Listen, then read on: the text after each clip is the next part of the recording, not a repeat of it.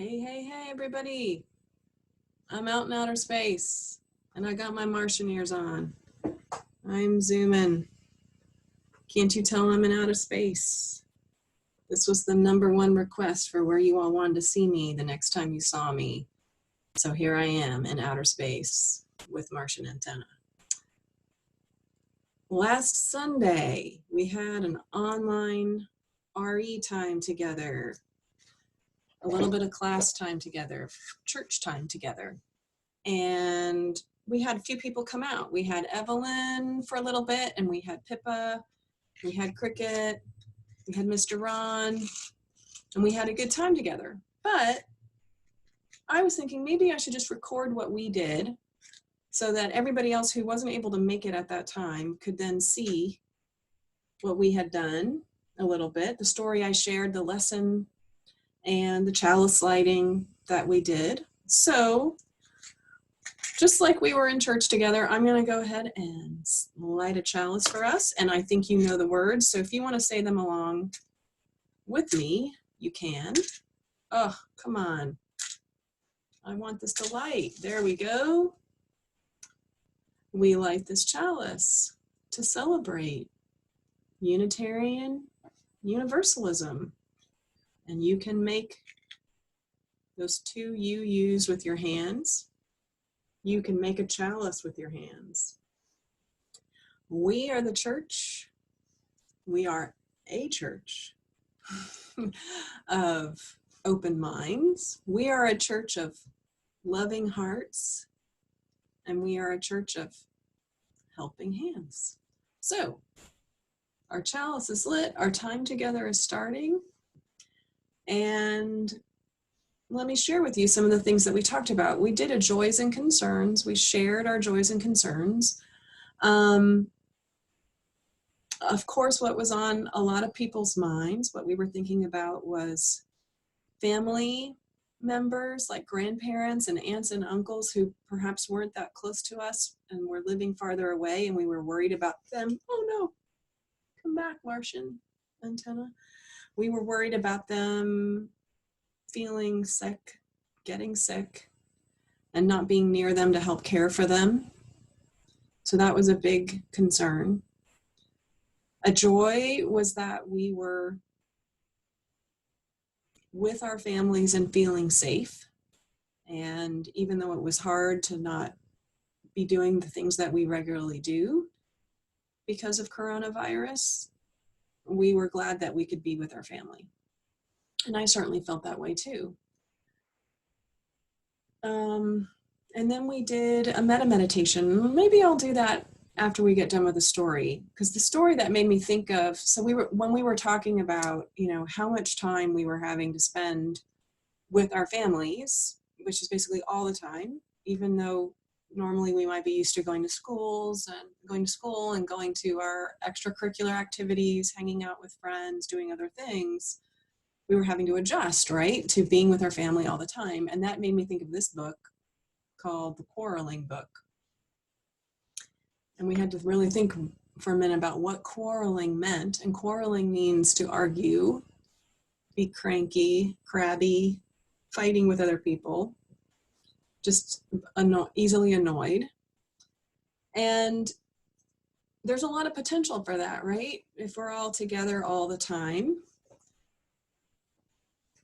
it can easily be that one person would be in a bad mood and then that would affect other people's bad mood. And we were just like, well, what could kids do about that in their own families to help people not get on each other's nerves and kind of also understand why people might be more sensitive right now because we're together all the time. And we talked about how kids know things like they know it's good to go take a nap occasionally and take a break. You might need to remind the adults in your household that they should do that. Everybody needs a little time, a little downtime, a little time alone. And it's also kind of good to stick to routines that are familiar to you, like getting up at a certain time, getting dressed, having breakfast, having some activity, whether that means you're checking online at school, or you're checking in with friends, or you're reading, or you're doing a craft, or whatever that activity might be, you have something that going on. Then you do lunch, you have lunch. You might help with all the meal making in your house. That would be a nice way to help out. Picking up after yourself, cleaning up, doing things that will help keep your space, this shared space, organized and neat for everyone. More activities in the afternoon, and then having family time at dinner, or family time in whatever way that works for your family, and going to bed at a reasonable time and getting a good night's sleep. So those are some of the things we talked about. And if you can do those things for your family, that will help remind the adults in your family that those are things that they should be doing for themselves too. So that's one of the ways that we can keep everyone from quarreling during a tense time, during a time when we don't have a lot of the normal outlets that we normally would have for when we get upset. So this quarreling book, it's an older book. There's some things about it that I don't like. Some of the language and the imagery in it is very outdated and old-fashioned, but there are some things that I do like about it. So I'm just made a slideshow of the book that has the parts that I like. So that's what I can show you now. Okay. The quarreling book. Somebody obviously in a bad mood on the cover. Here is the dad in this family. His name is Mr. James. Bad weather outside. He's looking outside. He's not looking particularly happy about a rainy day. He's got a problem with a rainy day. It was a rainy, gray morning, and Mr. James forgot to say goodbye to his family when he left for work. And his wife is standing there, and she didn't get her usual goodbye, perhaps a goodbye kiss. So she gets angry. She's quite cross. I love that word. Cross is another word for angry or upset. She's upset about this, and also she's upset about the rain making the day so gray. So when Jonathan, her son, comes down for breakfast, she's sharp with him. She's angry with him. Oh, for goodness sake, she says, why did you wear that shirt again today? It's filthy. Okay, so that's her issue with him. But he's like, it looks clean to me, and he thinks she's being unfair about it. And because of this, and because the rain is making the day gray, he turns on his sister, Sally. She's just coming down for breakfast. And he just says, can't you ever get down here in time? You'll be late for school, for sure. And he's pointing at the clock. And the clock says 8:15, which is the time that Sally's supposed to come down anyway. And she thinks Jonathan is being completely unreasonable. So that gets her upset and angry. And she's also kind of annoyed about the day being gray and rainy. So when she gets to school and she sees her best friend Marjorie, so this is Sally over here with the braids, and here's her friend Marjorie, she insults her friend and she says, where'd you get that ugly raincoat? I hate that color. Okay, so this is how the grumpiness is getting passed on.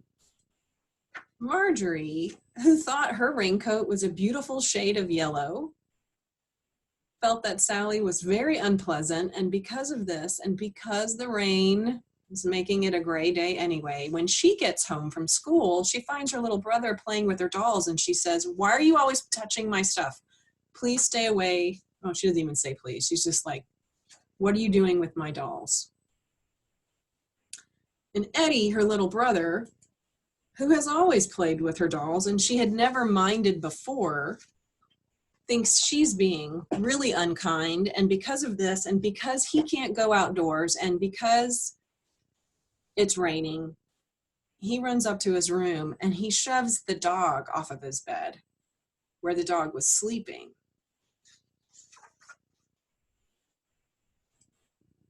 But the dog, now this is the key part, the dog doesn't care about the rain.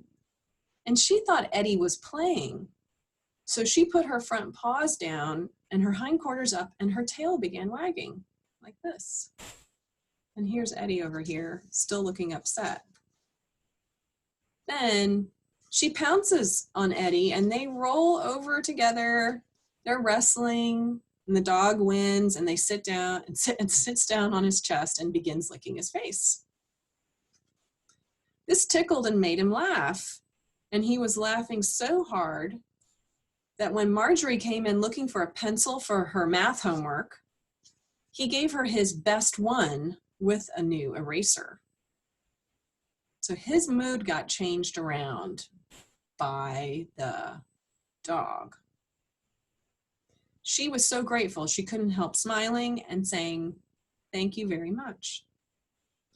And she started out of the room, and then she turned back and she goes, "It's okay. You can play with my dolls. It's all right." She couldn't find the paper that she'd copied the problems on and for her homework. And so she had to call up Sally to get them. See, I told you this was an old book. They are talking on an old style telephone here. And she forgot. She was mad at her. So this is the person who had told her her coat was ugly, her raincoat was ugly. "Hello, Sally," she said, and she sounded so friendly that Sally was sorry that she had said that about the raincoat. She gave Marjorie the homework and said, "I'm so sorry I said that about your raincoat. I'm just going to have to get used to that color yellow. It's not your fault." And then she hung up feeling better and ran upstairs humming to herself. So here goes Sally up the stairs to see Jonathan. "Hi there, Johnny," she said. "I wasn't late at all." Remember, he told her, "You're going to be late for school." And she smiled at him so pleasantly that Jonathan said, "I was just teasing you." And Sally says, "It's okay." Just then, the mom comes into the hallway, and Jonathan says, "I'm going to put this dirty shirt in the laundry tonight for sure, Mom." And she's so pleased by that. She says, "Okay, thank you so much. It's all right. No big deal.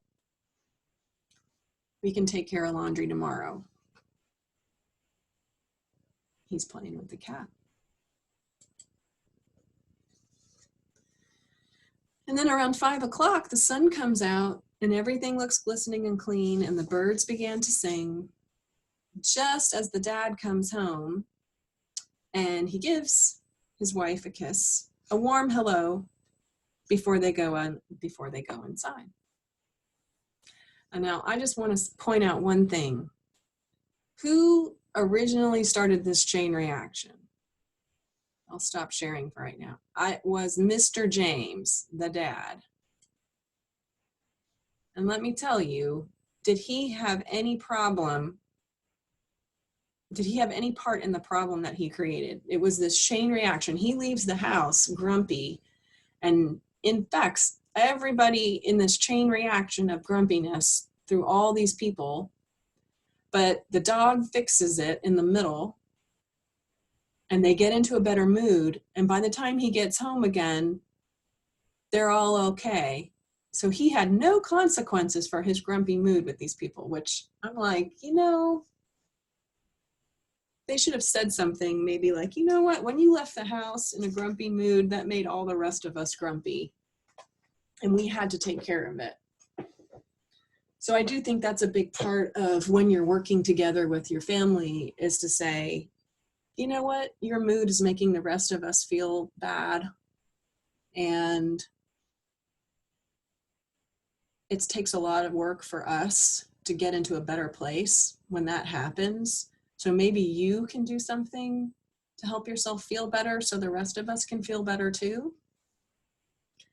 And you can say that to that person, and then you can also say, "I'm in charge of my own feelings, and even though this other person is being grumpy and cranky, I don't have to let that infect my mood."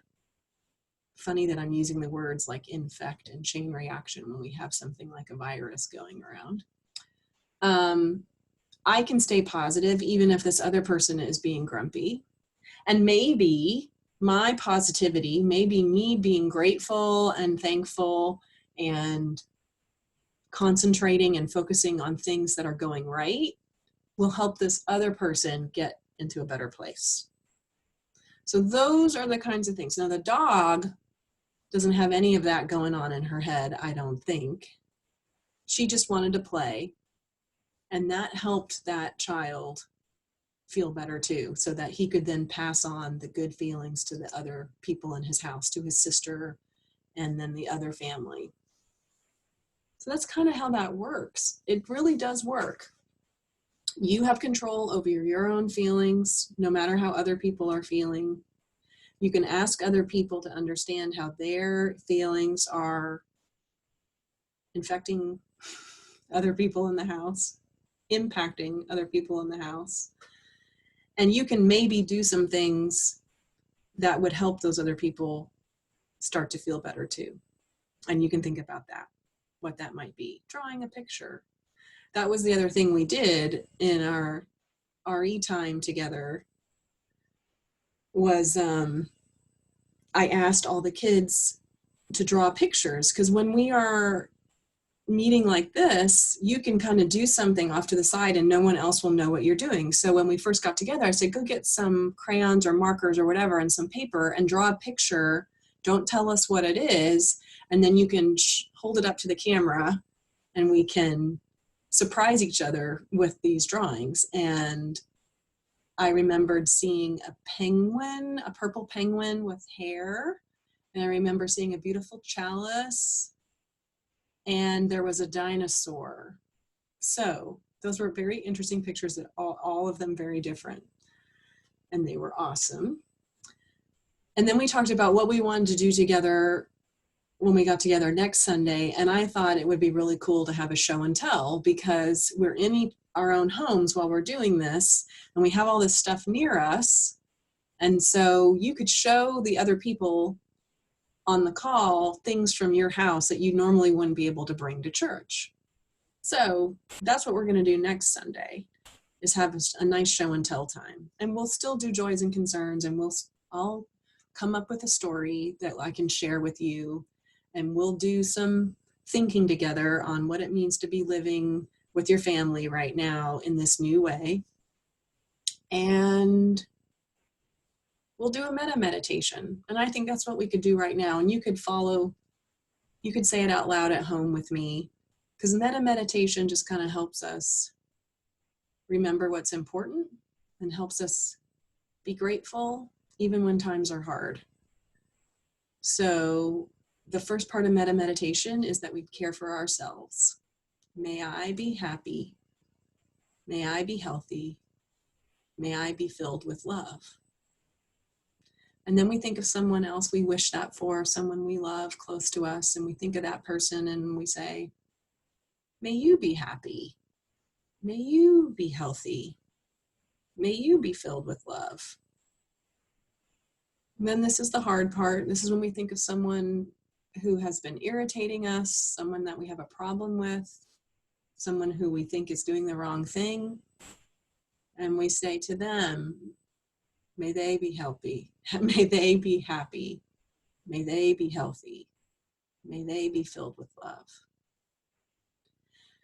And then we think of the whole world, which certainly needs these kinds of good feelings right now when we're struggling with this coronavirus, is to say, may we be happy. May we be healthy. And may we be filled with love. And you could have a moment of silence. I should get a chime near me for next time so I can ring that chime and have some silence. But I'll just hold silence for a few seconds, and you can do that with me.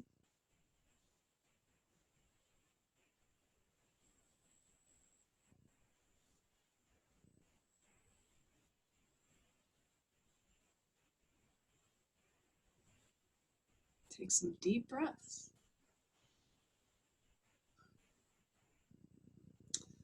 All right, I liked being with you. I hope you enjoyed this video. I hope I will see you next Sunday.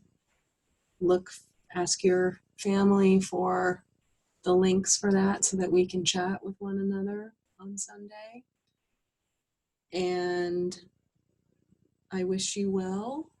And I'm thinking about you. I love you and I miss you. I wish we could see each other in real life, and we will again soon. I will talk to you later. Bye.